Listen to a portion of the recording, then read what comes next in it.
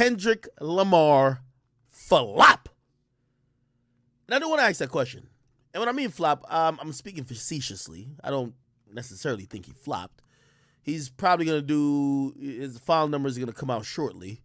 But between 300 and 320, that's not a flop.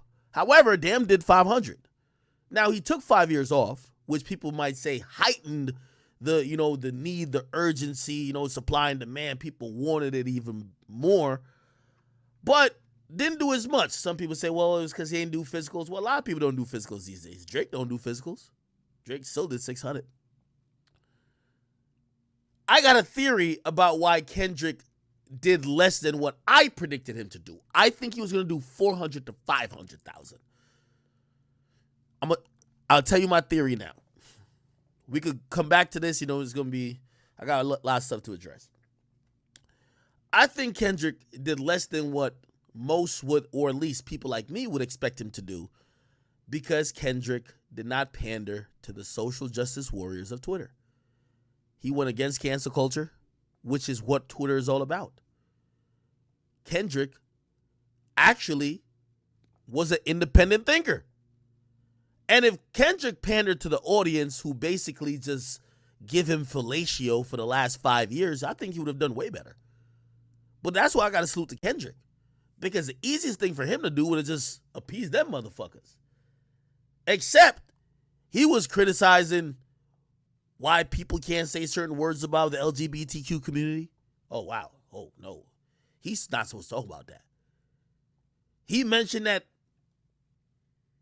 he had a whole saga about him fucking a white girl. Oh, hell nah. You know what that reminded people of? Oh, this nigga on some Martin Luther King shit. If everybody ain't know, apparently Martin Luther King used to be fucking white chicks. I ain't know.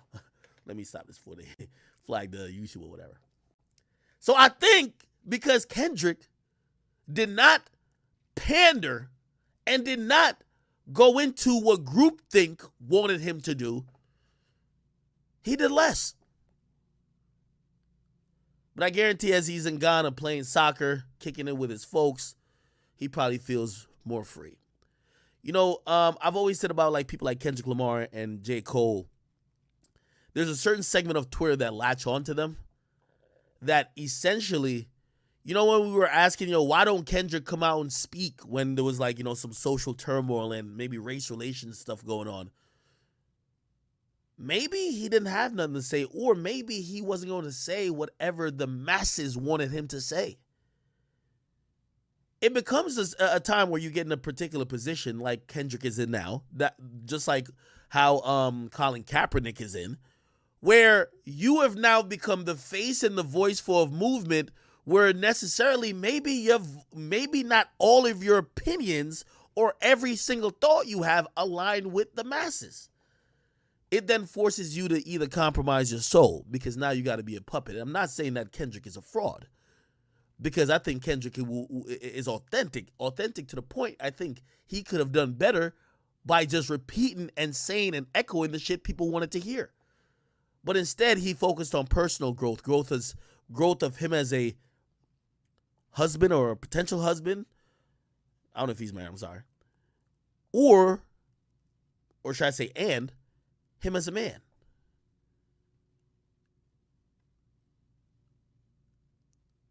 We all have trauma. He told us certain things that people might not like, but it made sense when you think about his personal trauma coming up. I think that's brave in itself. But the social justice warriors don't want to hear that shit. They want to hear you say the same. It was cool when it was saying, we gonna be all right.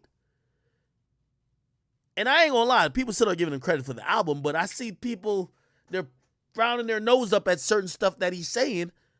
Even though he's being authentic to himself, it just tells you, when certain people are so scared to go against the mob, the woke mob, you almost become a slave to them by being scared to go against them. Because if you're not saying what they want you to say, you're pretty much either going against them or just not lying. So salute to Kendrick. Still think the album could have been more palatable. I talked about it on Off the Record podcast. If you didn't watch that episode, I spoke a little bit more about what I think about albums and just music and how people rate it. Please go watch that episode. It's the last episode. I have another episode of Off the Record coming today, maybe tomorrow. That episode will be the official breakdown of the Meg the Stallion police report. Is gonna be called The Night That Tory Allegedly Shot Meg. We have the police reports. We have all the information known that night. Not nothing afterwards. Only that night. We're going to try to reconstruct the scene. I'm going to tell you everything I know from every source I know. I have the police report. I know what everybody said, the time, the days, what the doctors first saw. We're going to reconstruct this. Some people say chill. I said the night Tory allegedly shot. Like, whatever. Or maybe I title it The Night Meg Said Tory Shot Her. I don't know. Like, I'm not trying to say Tory's guilty. And I'm not trying to say Meg wasn't shot. You know what I mean? I'm going to paint that picture because we have the final piece of evidence for that night. Now, we're going to try to establish and examine everybody's frame of mind. Well, if later on you came out saying you were lying, why were you lying? Why were you acting like this? Why were you fighting in the middle of the street? Why were you kicking the window? Why was Tory so intoxicated? Why was the driver not in? We're going to talk about all that type of stuff, okay? What's the blood alcohol level of these people? Do we know? Why don't we know? Watch the podcast. The next podcast, we'll be breaking that down. Yeah. So, if you ask me, and just to answer the stream title, did not Tory, Kendrick flop? No. Kendrick didn't flop. But did Kendrick, I believe, disappoint the masses who really claim they've been Kendrick fans, but in reality, they like Kendrick only for his stance and what they feel he's fighting for, but not for really his art. You know, social media have turned people's arts into, oh, you're now an activist. You tell me when Kendrick, Cole, or these other peoples, I know they've shown support. Like, for example, Cole has showed up to rallies. He showed up to Ferguson, a few other places. I don't think he ever said he was an activist. He's someone who's black, who cares. But their music at times, people feel like they need that person to speak. Like, with all due respect, since when did Kendrick's career become, oh, we need him to speak on the black plight?